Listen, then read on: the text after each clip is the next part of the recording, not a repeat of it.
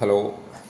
അപ്പോൾ ഞാനിന്ന് ഈ വീഡിയോ കാണിക്കുന്നതെന്ന് വെച്ചിട്ടുണ്ടെങ്കിൽ എല്ലാ വീട്ടിലും സിംഗിൾ ഡോർ ഫ്രിഡ്ജിൻ്റെ ഉള്ളിലൊരു അവസ്ഥയാണിട്ടത്. അപ്പോൾ അത് നിങ്ങളൊന്ന് കാണിക്കാൻ വേണ്ടി, അപ്പോൾ അതിൻ്റെ സൊല്യൂഷൻ എന്താണെന്നുള്ള ഒരു വീഡിയോ ആണ് ചെയ്യുന്നത്. പല വീഡിയോയിലും പല പല രീതിയിൽ ആൾ പറയുന്നുണ്ട്.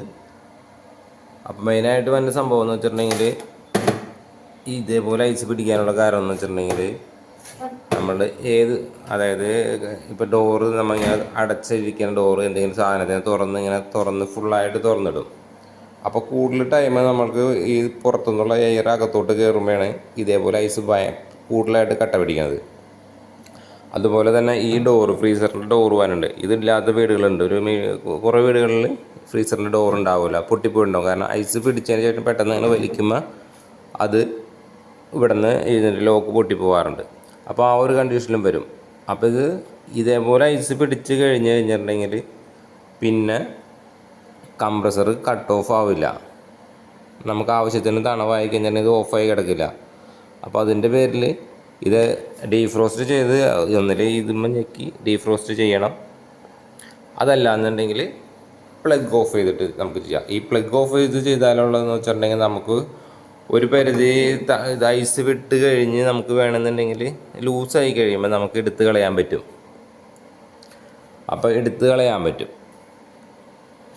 ഈ ഡീഫ്രോസ്റ്റ് ചെയ്ത് കഴിഞ്ഞിട്ടുണ്ടെങ്കിൽ ഈ ഫ്രീസറിലെ ടെമ്പറേച്ചർ എല്ലാ തണവ് മാറി നല്ലോണം ഐസ് മൊത്തം പോയതിന് ശേഷം കൊണ്ട് കംപ്രസർ സ്റ്റാർട്ട് ആവുള്ളൂ. അപ്പോൾ അങ്ങനെ ഒരു ഉണ്ട്. അത് ചിലവർ നമ്മൾ ഇതേപോലെ ഡീഫ്രോസ്റ്റ് ഞെക്കി വെച്ചതിന് ശേഷം നമ്മളെ വിളിക്കുന്ന ഫ്രിഡ്ജ് ഓണാവണില്ല എന്ന് പറഞ്ഞ് നമ്മളെ വിളിക്കാറുണ്ട്. അപ്പോൾ അത് അതിൻ്റെ ടെമ്പറേച്ചർ കറക്റ്റ് ആവാതെ തന്നെ റീസെറ്റ് ആവില്ല അത്.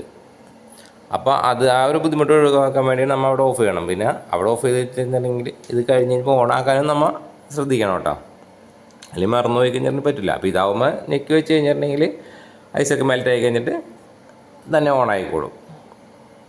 മെയിനായിട്ടുള്ള സംഭവം. അതുപോലെ തന്നെ നമ്മുടെ മിക്ക ഡോറുകളും ചിലപ്പോൾ കുട്ടികളെ എന്തെങ്കിലും ലോഡ് വെച്ച് ഇതേപോലെ അടയില്ല, ഇതേപോലെ തുറന്നിരിക്കും. ഇങ്ങനെ വന്ന് ചേരും. ഈ ഗ്യാപ്പ് ഇങ്ങനെ നിൽക്കണ്ടാവും. അപ്പോൾ എപ്പോഴും നമ്മൾ ശ്രദ്ധിക്കേണ്ട കാര്യം എന്ന് വെച്ചിട്ടുണ്ടെങ്കിൽ ഇതിനകത്ത് സാധനങ്ങൾ സ്റ്റോക്ക് ചെയ്താൽ തന്നെ ആയാലും ഇതേപോലെ ഡോർ അടയുണ്ടാകുന്ന നോക്കണം. അതല്ലാന്നുണ്ടെങ്കിൽ ഇതേപോലെ സംഭവിക്കും. അപ്പോൾ ഇത് ഡീഫ്രോസ്റ്റ് ചെയ്ത് ശരിക്കും ഐസ് പോയതിന് ശേഷം തുടയ്ക്കണം. അതായത് നല്ല ഉണങ്ങിയ തുണി എടുത്തിട്ട് ഈ ഭാഗവും ഇതിന് അടിഭാഗമുണ്ട്, ഈ അടിഭാഗവും ഐസ് ഉണ്ടാവും. അപ്പോൾ ഈ അടിഭാഗത്തും വെള്ളം ഇങ്ങനെ തൂങ്ങി തുള്ളി പോലെ നിൽക്കുന്നുണ്ടാവും. അപ്പോൾ അത് തുടച്ച് കളയണം. നല്ലപോലെ തുടച്ച് ക്ലീൻ ആക്കിയതിന് ശേഷം ഇത് ഓണായി കഴിഞ്ഞാൽ നമുക്ക് കുറേ നാളത്തേക്ക് ചിലപ്പോൾ ഒരു മാസം വരെ കുഴപ്പമില്ലാതെ ഓടും. പക്ഷേ സിംഗിൾ ഡോർ ഫ്രിഡ്ജിൽ ഈ ഐസ് പിടിക്കുന്ന ഒരു ഫാൾട്ട് അത് ഉണ്ട്. അതിനകത്ത് ഒന്നും പറയാൻ, അതായത് മാർഗ്ഗങ്ങളൊന്നുമില്ല. അത് കളയാനുള്ള മാർഗ്ഗങ്ങളില്ല. കുറേ നാൾക്ക് ഫ്രഷ് വാങ്ങിക്കുമ്പോൾ കുറച്ച് നാൾ കുഴപ്പമുണ്ടാവില്ല. പക്ഷേ കൂടുതൽ നേരം തുറന്നടച്ച് കഴിയുമ്പോൾ അങ്ങനെ വരും. അപ്പോൾ എയറകത്തോട്ട് കയറിയതിൻ്റെ ഒരു കാരണം കൊണ്ടാണ് ഇതിങ്ങനെ സംഭവിക്കുന്നത്. പിന്നെ അതേപോലെ തന്നെ നമുക്കിതിനിടയിൽ ഇതിൻ്റെ ഒരു തെർമോസ്റ്റാറ്റിൻ്റെ ഒരു വള്ളി പോയിട്ടുണ്ടാവും. ഇതും അതേപോലെ ഇത് കാണിക്കാൻ വേണ്ടി ഞാൻ കുറച്ച് ദിവസമായിട്ട് ഇങ്ങനെ ഒരു വീഡിയോ എടുക്കാൻ വേണ്ടി വെച്ചതാണ് കേട്ടോ. അപ്പോൾ ഇതിനകത്ത് ഇവിടെ നിന്ന് ഒരു വയർ വന്ന് ഒരു വള്ളി വന്ന് ഇവിടെ നിൽക്കുന്നുണ്ടാവും. അപ്പോൾ ചില വീടുകളിൽ അത് വിട്ട് കിടക്കുന്നുണ്ടാവും. ഒന്നില്ല അത് ഇവിടേക്ക് മാറ്റി വെച്ചിട്ടുണ്ടാവും അവർ വിട്ട് കിടന്നപ്പോൾ. അപ്പോൾ ഐസ് ഇതേപോലെ കുത്തിക്കളയാനായിട്ട് കുത്തിക്കളയല്ല, ഐസ് ഡീഫ്രോസ്റ്റ് ചെയ്യുമ്പോൾ വിട്ട് പോരുമ്പോൾ അതിൻ്റെ കൂടെ പോകുന്നതാണത്. അപ്പോൾ അത് മെയിനായിട്ട് അത് ഇവിടെ തന്നെ തിരിച്ചു വയ്ക്കണം. അതല്ലെങ്കിലും ഇതേപോലെ ഇലക്ട്രിസിറ്റി ഭയങ്കരമായിട്ടും ഇതേപോലെ ഒരു ഐസ് പിടിച്ചൊരു ഫ്രിഡ്ജിൽ നിന്നിട്ട് ഇത് ഇൻവെർട്ടർ ഫ്രിഡ്ജാണ്. നോർമൽ ഒരു ഫ്രിഡ്ജാണെന്നുണ്ടെങ്കിൽ ഒരു 1000 രൂപയെങ്കിലും ബില്ല് അഡീഷണൽ കയറിയിട്ടുണ്ടാവും നിങ്ങളുടെ വീട്ടിൽ.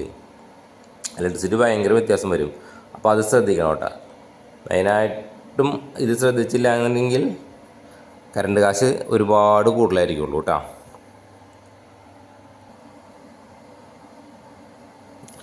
പിന്നീട് വരുന്ന പിന്നെ പറയുന്ന ഒരു കംപ്ലൈൻ്റാണ് ഇവിടെ വെള്ളം വരുന്നു എന്ന് പറയും.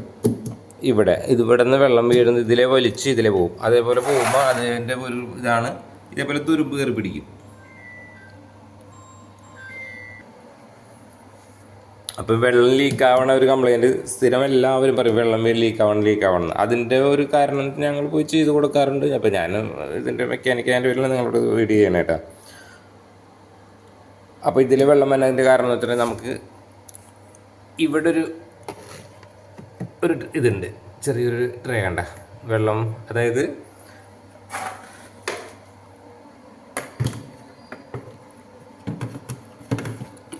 ഈ ചില്ലർ ട്രേ ആണത്. ഈ ഫ്രീസറിൻ്റെ അടിയിൽ വന്നതില്ലേ, ഈ ഫ്രീസറിൻ്റെ അടിയിൽ വന്ന ട്രേ ഉണ്ട്. ഒന്നിൽ ആ ട്രേ ഇറങ്ങിയിരുന്നാൽ അതേപോലെ തന്നെ കണ്ട ഇത് ചേർന്നിരിക്കണം. ഇങ്ങനെ ഇറങ്ങിയിരുന്നു കഴിഞ്ഞിട്ടുണ്ടെങ്കിലും ഇതിലാണ് നമുക്ക് വെള്ളം വന്നത്. അപ്പോൾ അത് നേരെ അറ്റത്തോട്ട് പോകണം. അപ്പോൾ ഈ പാത്രത്തിൽ വീണിട്ട് അത് ബാക്കിലോട്ട് പോകും. അതേപോലെ തന്നെ മെയിനായിട്ട് ഇവിടെ വെള്ളം വന്നതിന് വേറൊരു കാരണം എന്ന് വെച്ചിട്ടുണ്ടെങ്കിൽ ഇവിടെ ബ്ലോക്ക് ആവും. ഇതിനകത്ത് വെള്ളം കെട്ടി കിടക്കും. അപ്പോൾ അതൊന്ന് നമ്മൾ ശ്രദ്ധിച്ച് നോക്കിയിട്ടൊരു ഈർക്കിലി എന്തെങ്കിലും ഇട്ട് പതുക്കെ അനക്കി അത് ക്ലിയർ ആക്കണം. അതുകൊണ്ടാണ് നമുക്ക് മിക്ക വീടുകളിലും മിക്കപ്പോഴും എന്നോട് പറയാറുണ്ട്, ഇവിടെ വെള്ളം വീഴുന്നു, അകത്ത് വെള്ളം വീഴുന്നു, വയ്ക്കുന്ന പാത്രത്തിൽ സാധനങ്ങളിലൊക്കെ വെള്ളം വീണ് അത് താഴത്തെ ഇവിടെ ഒലിച്ചു പോകണമെന്ന്. അപ്പം ഈ ഒരു കാരണം മെയിനാണ് അതിന് കേട്ടോ. അപ്പോൾ അത് ശ്രദ്ധിക്കണം.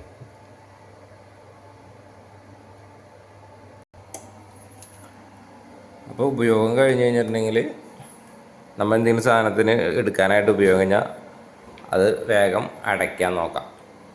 ഡീഫ്രോസ്റ്റ് അതേപോലെ തന്നെ ആഴ്ചയിൽ ഒരു തവണയെങ്കിലും ഇതേപോലെ അയച്ച് പിടിക്കണമെങ്കിൽ അത് ഡീഫ്രോസ്റ്റ് ചെയ്ത് കളയാം. അപ്പോൾ തന്നെ നമുക്ക് വ്യത്യാസം വരും കേട്ടോ.